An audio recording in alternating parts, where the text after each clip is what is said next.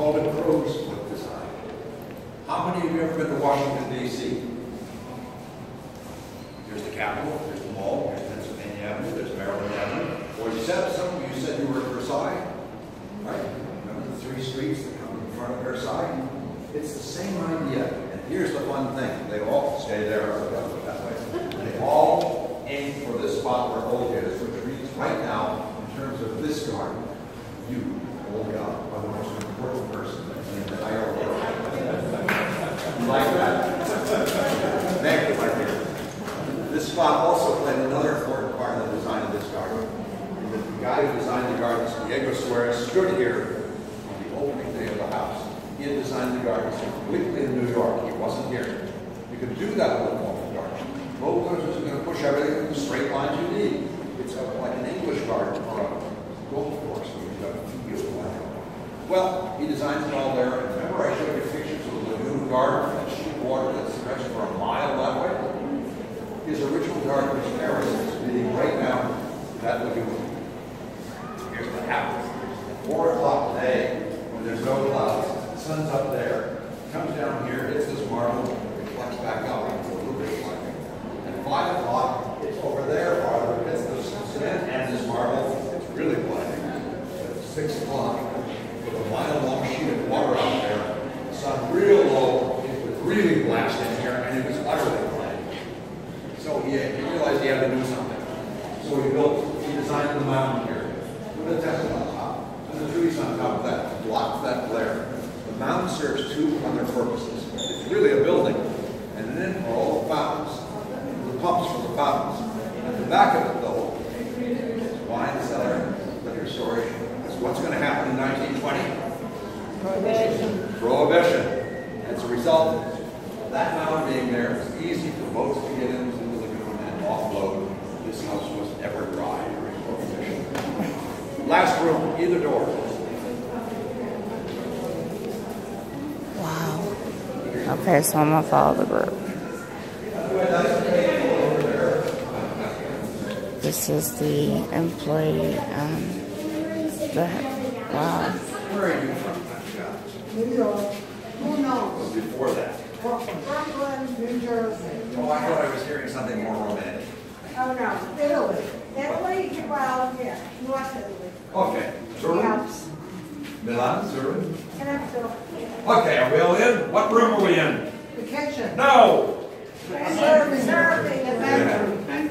In most great houses, the kitchen would be in a wing right off the major dining room or even the basement. But in this hot, muggy, lousy climate of ours, Chamber of Commerce building, it's upstairs.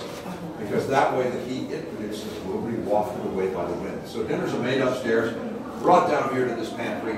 From here, they can be served in the great dining room. She can be served in that loggia, or Mr. Deering's guests, luncheon guests, can be served out there in the courtyard. Now, you've all been through a house where Mr. Deering, Mr. Chelfin, and Mr. Hoffman wanted you to believe you were in the past in each different room. But Mr. Deering is an officer in International Harvest of the company. He knows all about the latest technology. And in the service rooms of this house, he doesn't want to reproduce the past. He wants to be as up-to-date and modern and efficient as possible. So all of you, look around this room. What do you see from the 20th century? A dummy waiter. Okay, you're right. It's very interesting. Well, it's something I've learned. In English, we call it a dumbwaiter. Every other country, it's a food elevator. Nobody has as imaginative a name as dumbwaiter. Well, excuse me, sir. You're right. And this was electrified because it's the 20th century. So you've got the basement here with food storage and fuel. You've got this floor, and you've got the kitchen upstairs. But here's the fun thing. To control this, they use something very old-fashioned. Remember I said the house had 4 telephones in it? Well, the second telephone's right there behind that door.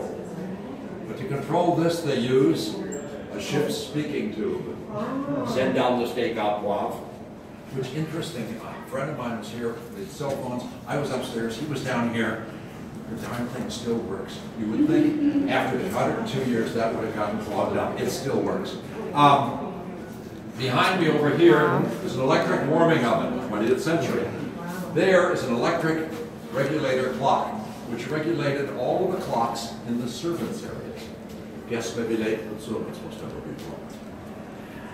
I wish I could open the safe for you. It's back there. It's for all houses, gold and silver. It's the second chrome barred door. It's wonderful.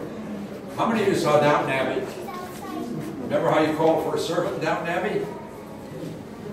You had, and sometimes on table you had bell. More likely than not, you had a bell cord in the curtain in the corner of a room, richly decorated, and it ran to pulleys that went through the walls and actually ran real bells down to the servants' room. But here we're in the 20th century. When you pull the maid's bell cords here, you flick an electric switch, and that lights up.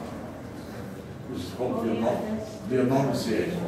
It's got every guest and public room in the house listed there.